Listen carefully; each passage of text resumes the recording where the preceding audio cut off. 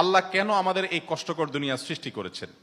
তিনি তো সব জানেন, আগে থেকেই জানতেন এই দুনিয়া কঠিন, আর অধিকাংশ মানুষ জাহান্নামে যাবে, অধিকাংশ তাকে বিশ্বাস করবে না, অধিকাংশ পাপ করবে। তা জেনেও আল্লাহ কেন বানাইলেন? অনেকে চিন্তার স্বাধীনতার কথা বলেন যে আল্লাহ স্বাধীনতা দিয়ে পাঠাইছেন, তাই পাপ করলে দোষ মানুষেরই। কিন্তু আল্লাহ তো এটাও জানতেন যে স্বাধীন হলেও অধিকাংশ মানুষ পাপই করবে। তাহলে কি বলা যায় আল্লাহ জাহান্নামে যাওয়ার জন্যই আমাদের বানাইছেন?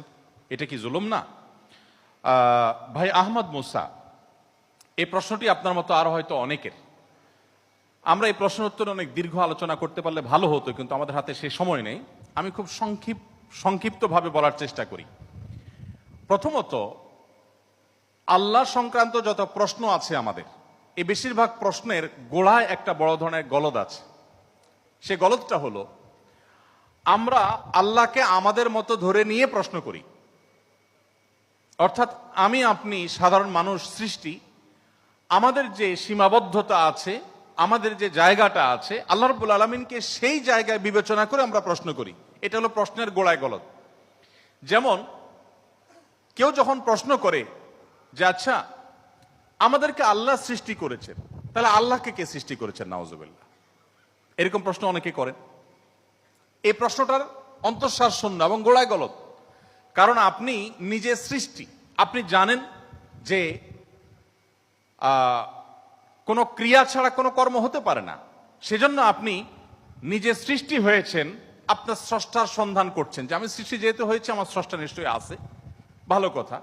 এখন আল্লাহকেও আপনি আপনার মতো করে ভাবছেন যে তাহলে তারও স্রষ্টা দরকার। তারও যদি স্রষ্টা থাকে তাহলে তিনি স্রষ্টা হলেন কিভাবে? আল্লাহর যদি আবার স্রষ্টা বিবেচনা করা যায়, চিন্তা করা যায়, কল্পনা করা যায়, তাহলে তিনি স্রষ্টা হলেন কোত্থেকে? তাহলে তিনিও তো আমার মতো সৃষ্টি হয়ে গেলেন, যে তারও আরেকজন যদি স্রষ্টা থাকে। আল্লাহর কোনো স্রষ্টা থাকবে না, তিনি নিজেই স্বয়ং সম্পূর্ণ। এটা তো অবশ্যম্ভাবী, কারণ সৃষ্টি জগতের আমরা সবাই যখন সৃষ্টি, তাই সকল সৃষ্টির তো স্রষ্টা দরকার। তো স্রষ্টার যদি আবার মনে করেন যে তার আবার সৃষ্টিকর্তাকে, তাহলে সেক্ষেত্রে তিনি স্রষ্টা হলেন কই? তাকে তো আপনি আপনার মতো করে ভাবছেন।